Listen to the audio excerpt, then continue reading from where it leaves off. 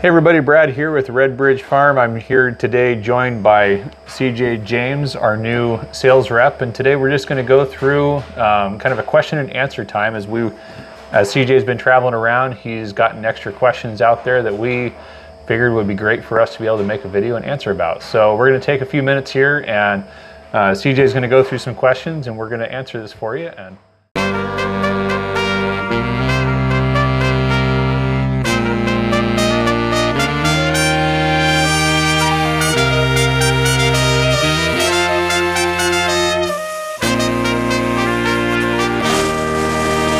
CJ, let's see what we got. So the first question I get from everybody that I go to, it doesn't matter if they walk in the shop or I run out there and talk to them in a store or I run into them in the Walmart parking lot. They always ask me, how did you get started making feed in Kettle Falls, Washington, of all places?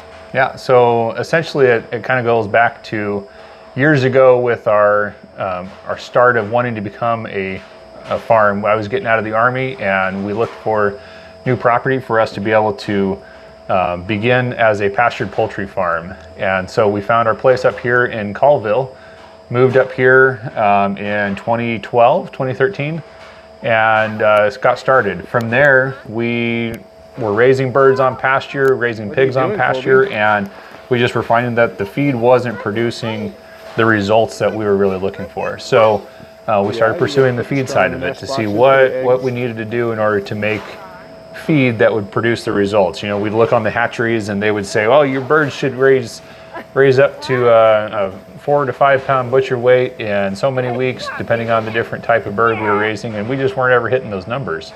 So we started pursuing it. We got linked up with our nutritionist, Jeff Maddox, and from there he helped us create the different rations to be able to hit the targets that we were looking for. And just on our farm alone, we went from we were able to cut 2 weeks of growth off and add an extra 1.5 pounds of weight onto the bird in that amount of time. So that was kind of how we got started. From there, we started selling the feeds at the farmers markets, and then people started wanting our feeds in the stores, and it just got to the point where we started looking at, well, which direction should we go? More feed, more farm, and the feed seemed to be like the right way for us to go. So that's where we are now. Yeah, well, it's amazing stuff. Everyone's pretty happy with it, as far as I've been told anyways. The next question right after that is, what made you want to go into the non-GMO market, that kind of direction with it, instead of a more traditional feed? Yeah, so again, that boils back to the beginning, where we were at with farmers markets. The folks there really wanted us to have non-GMO feed. That was a key characteristic for us as we were looking at those different value added, what makes us different from the Walmart chicken, you know, and so we were able to add that non-GMO into it.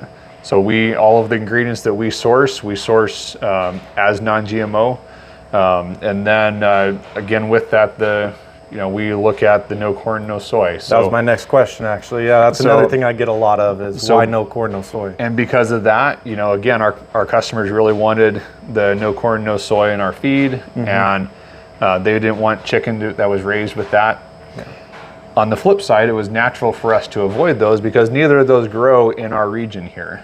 And so a lot of our philosophy is we want to focus on being able to buy from our local farms, you know? And so if we're able to source the ingredients from local farms, like our wheat, our peas, our barley, our canola, all those different things, if we can source those from locals, that just puts the money back into our local economy here, supporting them, those farmers who are doing that stuff all correctly on their farms.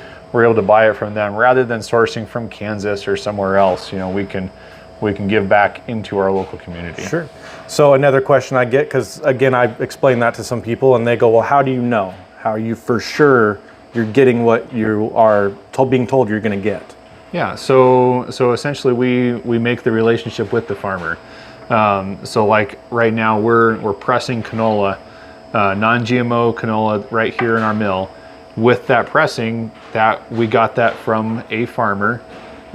We asked him, to make sure that it was non-GMO, so he bought certified non-GMO seed, raised it for us, harvested it, brought it straight here.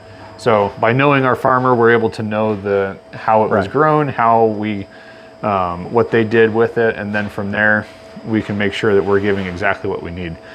Any product that is a GMO out there, we make sure we buy stuff that's been certified before we bring it in. Okay. Do we make anything with soy or corn added into it in any type of a feed at all? Not a single thing in here has soy or corn in it. And everything is non-GMO? Everything's non-GMO. Perfect. So what are you looking forward to and what's new for the season? So there's a lot of different stuff. We're excited for what's to come. A lot of birds are getting ready to hit the ground this year. There's some new, a new restaurant popping up called Mount Joy. Several of our farms are working with them and helping them source pasture-raised chicken out there. You can look them up on mountjoy.com. And then from there, we're starting with this oil that we got going on. We have this new product coming out. It's been on the market for a little bit, but called Cavalry Oil.